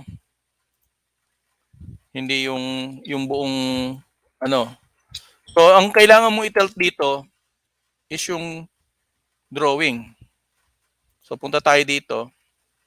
Then you can tilt the drawing. See? So anong yun yung perspector mo? Asa na? See? Sumunod lang siya.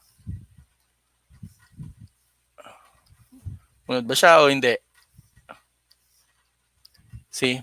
Karoon ng problema.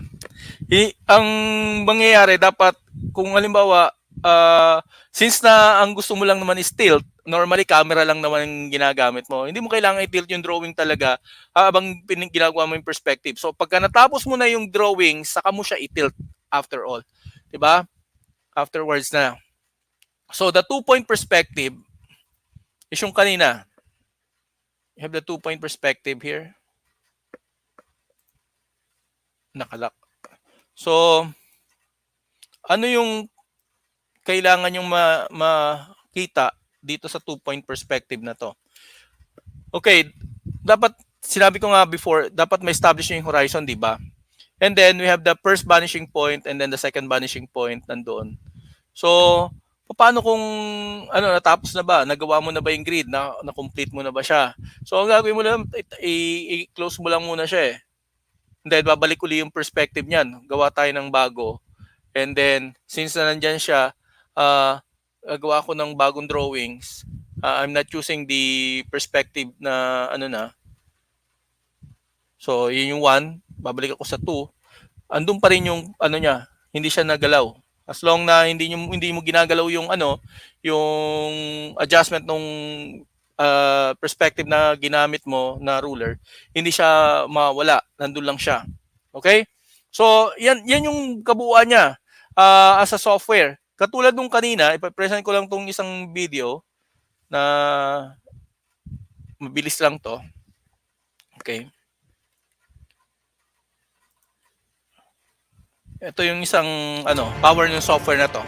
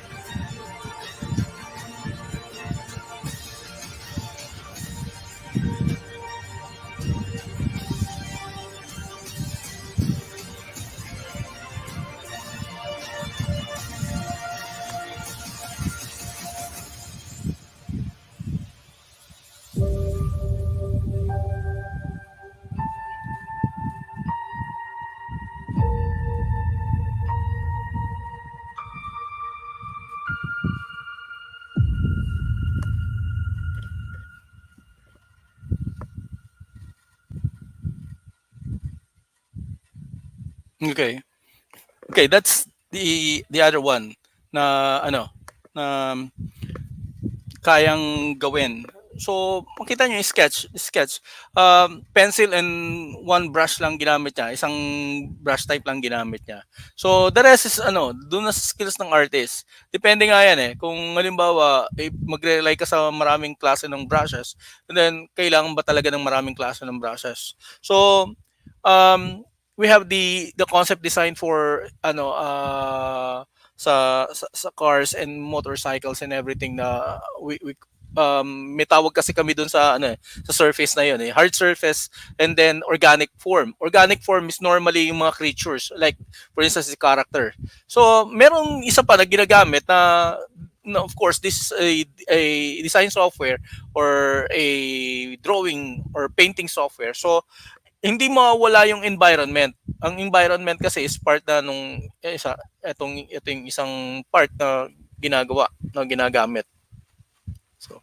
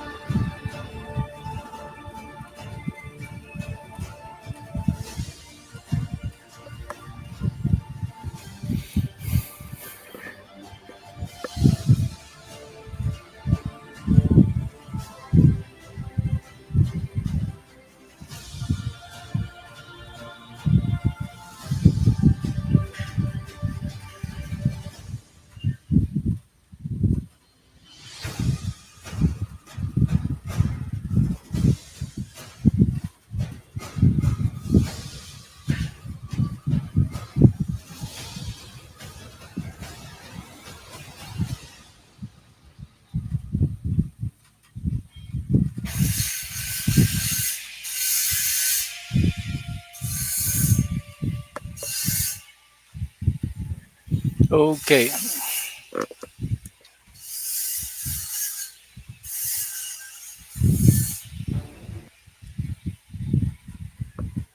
Okay. That's it.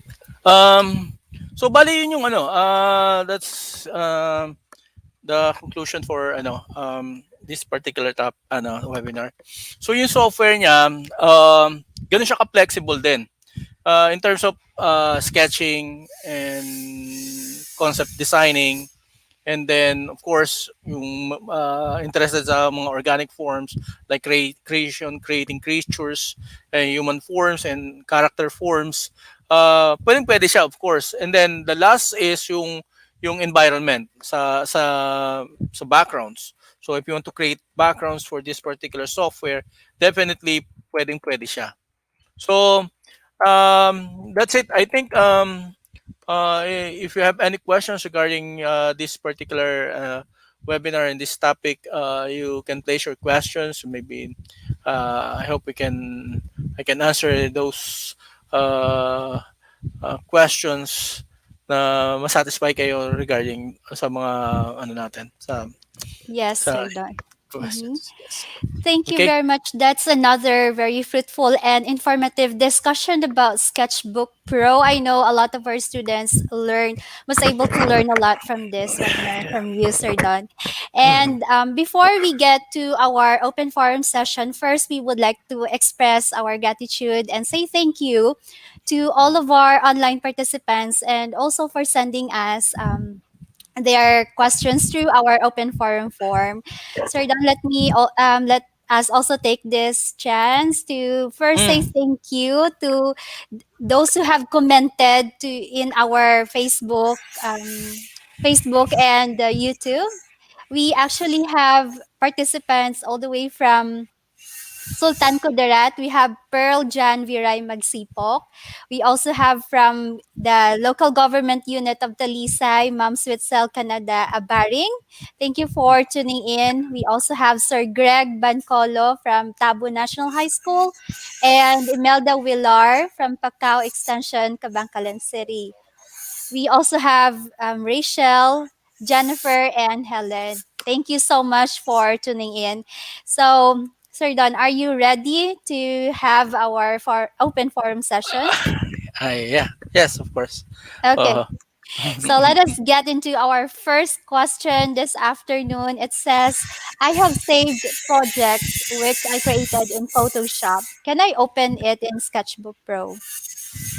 I think you can open it as a flat image or a single layer. Kung halimbawa, Mm-hmm. for instance, you save it in multiple layers, most likely hindi siya mau-open. Or mau-open siya, yun nga, isang image lang siya. Mm-hmm. So, you cannot edit those layers na anymore. So, most Yes. likely, gano'n naman talaga ang ano niya. Kung Photoshop siya, sa Photoshop mo siya, Mm-hmm. mape-preserve yung layers niya. Right. So, meron talagang gano'n. So parang image Unfortunately. na siya. Image You lang. will Finish image open siya. it in Sketchbook Mm-mm. Pro. Okay, Mm-mm. that's great. Thank you for that clarification. Now we go to our second question. And for our second question, does Sketchbook Pro have an autosave functionality? No. Oh, Unfortunately, so it no. means. Mhm. Oh, no. Wala siyang kung for instance, yun nga yung medyo ang Mhm. autosave dito is control S eh. Mhm. So wala siya actually. Nangyari na sa akin yan before. Yeah. Sometimes in yung sakit ng artist na masyadong sa masyadong engagement niya doon sa kanyang Yeah, correct. ginagawa na nakakalimutan niya yung control Mhm. S. So Right. yung unfortunately wala siyang autosave functionality. Mhm. Yes. So Wala siya. they So be have careful. to do Control S Yes, the control frequently. is from time to time, every 5 minutes. Kasi kung halimbawa you doing a lot of time or your Yeah. project for 30 minutes doing a lot of things on your, Mhm. and then suddenly it crash. and then suddenly Right. collapse na nag brown out na Yeah. walang wala kang UPS, and Mm-hmm. then it's a dead, so you have to go Mm-hmm. back again do sa lang mo In the sinave mo. instance na nag-crash bigla yung software and you reboot or reopen the software again, will it be restored to Kung the... kung kung dun ka dun sa huling part na na-save mo, Ah, okay. dun siya Alright. babalik. Mm-hmm. So yun lang There, siya. yes. Uh, There you have it, ladies and gentlemen. You just heard the clarification of Sir Don. No, walang autosave. wala We siyang go to auto-save. our question number 3. Is it necessary to have good drawing skills in using Sketchbook? Okay, depende sa katulad ng sample kanina, Mm-hmm. if you're going to do some complex designs Mm-hmm. like especially characters. So merong mga naman mga drawings na pwede ka ma-produce guided. Like for Yeah. instance structures yung ano nga ang nakalimutan ko dito, emphasize lagi. Mapapansin nyo may mga reference. Now, the best thing para ma-enhance yung drawings nyo, kailangan Mm-hmm. nyo talaga may reference. Not necessarily you have to copy ano ba ang tawag doon? Yung over Trace. trace mo yung Mm-hmm. yung drawings. Mm-hmm. Ang pagpa-practice kasi ng drawings is dapat malayo ka doon sa hindi siya dinodrawing on top of the Yeah. reference. Kailangan Mm-hmm. nasa side yung reference mo and then you draw it. Yun ang Mm-hmm. practice talaga niya. Okay. Now, kapag ginawa mo yon ang we called it matte painting. Katulad ng kanina, Mm-hmm. gumagamit ng images and then manipulating those images and refining those images. Right. Ini-edit mo yung images but not Mm-hmm. actually gayahin mo yung image na yon. So, Mm-hmm. you use it parang pangdagdag dun sa ah, ang based dun sa ginawa ng artist, ginamit niya yun to help him na maka-create ng texture dun sa environment niya. So Mm-hmm. ganun lang siya. So may mga sample akong binigay before na ang matte painting is usually using images na existing na Mm-hmm. makatulong para dun sa ma-enhance yung kanyang drawing. But Mm-hmm. not actually copying exactly the thing na reference na ginamit mo. Yes, yes, Okay? that's right. Katulad So nung ganun lang yung siya. sample mo kanina, we have the, Yes. ano ba yun, Mm. pirate or captain, Ay, right? ang reference niya doon is yung self-portrait niya. Yung man. Binago niya yan actually, ginawa Mhm, niya, enhance niya. Ginamit niya mhm, reference actually hindi naman siya talaga nung lumabas nung mhm. end is hindi na iba na yung itsura niya. Correct. So ginamit niya lang na reference. So dapat mas wag exactly. Kung halimbawa Mhm. portrait yung pinagawa, ang gusto ng client is kailangan gusto talaga yun talaga yung mukha niya, then kailangan ganun talaga Yes. yung mukha niya. Hindi mo siya Correct. babaguhin. Hindi Hindi pwedeng katulad ng yung ma-alter. katulad nung isa, inaltered niya yung Mhm, sarili niya. Ang nakikita ko lang doon na distinguish doon sa kanya is maybe yung mhm. mustache niya and then Yeah, the nose. Everything, correct. even the eyes is hindi na siya yon. Mhm. So lalo na binago niya yung bird niya, Yeah. binago niya na talaga totally. Iba na talaga yung character. So yun yung Mhm, iba concept design na kasi siya eh. Gumamit lang mhm. siya ng reference. So iba yung paggamit, make sure na tama yung paggamit ng reference. So Yeah. yung mga nahihirapan mag-drawing, Mhm, ano ba yung klase ng drawing na gusto nyong i-output? Hindi kayo pwedeng mhm, mag-output ng magandang drawing kasi mhm. hindi naman talaga kayo skillful na katulad ng Kung Yeah. gusto nyong maging skillful, mag-practice kayo and Mhm, then definitely mag-i-improve yan kung continuous yung mhm. practice nyo. Kasi Yes. pagka hindi yan nag-i-improve, may problema. Ex- Kailangan Exactly. Practice is the key. And there you have it. You just heard a okay. tip from the expert. It's Mm, best to have a reference, no? mm, Especially those who are in the beginner stage. So you mm, don't really need to be skillful yet, but mm. practice will make you Yes, of skillful. course. Yeah. Mhm. Thank you, Yeah. Sir Don. And now we move on to our question number 4. Can we still use the enterprise version of Sketchbook? Can we open previously saved projects to the new Autodesk Sketchbook Pro? I I guess think it's yung required. yung new version, I think wala akong nakikitang compatibility issue siya eh. Mm-hmm. Wala akong nakikita. Previously kasi ilang version na 'tong ginagamit ko. So every time Mm-hmm. kasi na may bagong version, tinetest ko na kaagad Mm-hmm. kasi yun nga yung kadalasang issue. Malalaman ko kaagad kung may issue, like for instance yung sinabi ko yung Adobe system right now may mga issue na siyang lumalabas.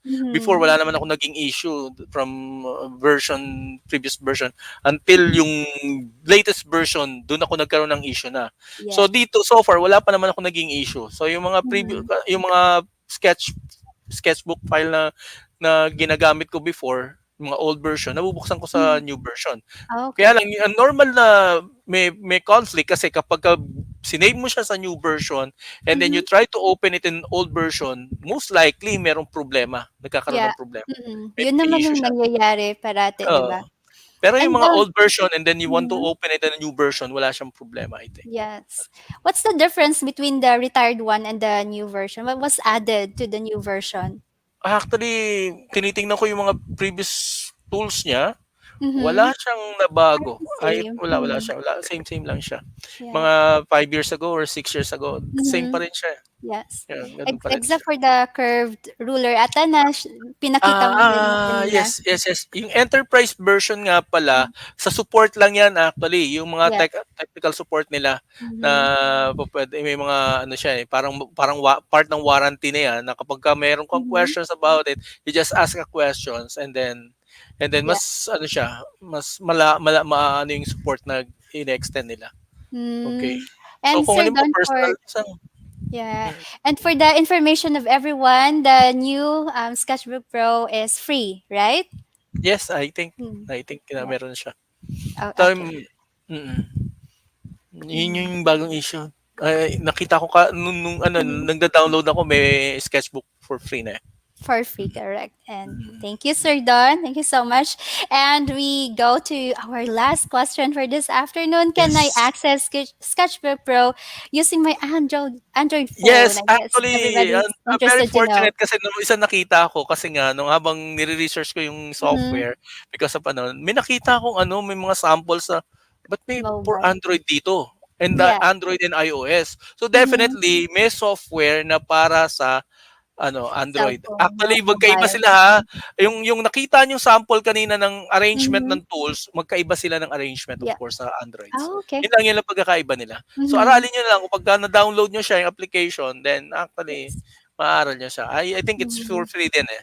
Kasi meron ako nakitang sample sa YouTube na nag-portrait Yeah. siya na Okay. naggumawa siya ng character using ano And lang, Android. where can they download the ano, sir? Maybe The available sa ano, store. mm-hmm. Play Yeah, Store, the Play Play Store. Store. Hanapin Yeah. niyo sa Play Store na lang. Baka nandun siya. Kasi nakita ko sa online, meron siya. Hindi ko naman mada-download kasi I'm using a PC. Yes, So, exactly. That's a maybe you good can look news at it. actually for yeah, for everyone who wanted to use their Android devices in installing Sketchbook Pro. Sir Yes. Don, I guess that's the last question that we have. Do you Yes. have any last message or any tips that you would like to share before we end this open forum session? Actually, ano lang, since, okay, this is the post, Mm-hmm. the, the last part ng, ano, ng pre-production kasi, but the Yeah. introduction of production kasi ang next webinar natin is the Mm-hmm. production process na. So the good thing is lahat ng software na Yeah. nabanggit na pag-aaralan Mm-hmm. dito may introduce din during the production. So Mm-hmm. most likely hindi na natin i-discuss yung software. Kung meron mang i-discuss sa part ng software, Mm-hmm. maybe yung technical issue na lang yung specific na kailangan para do sa production Yeah. process. Kasi sa Mm-hmm. pre-production process, okay na yung na-introduce yung software eh. So yun Yeah. lang, the next part is production stage Mm-hmm. ng animation. So malalaman nyo lahat yung mga part kung paano paano yung stages ng Mm-hmm. production sa Yeah. animation. Mm-hmm. So Ayun lang. now, if they are following us through, they're almost equipped with the pre-production side, right? Yes, complete na Yes. halos.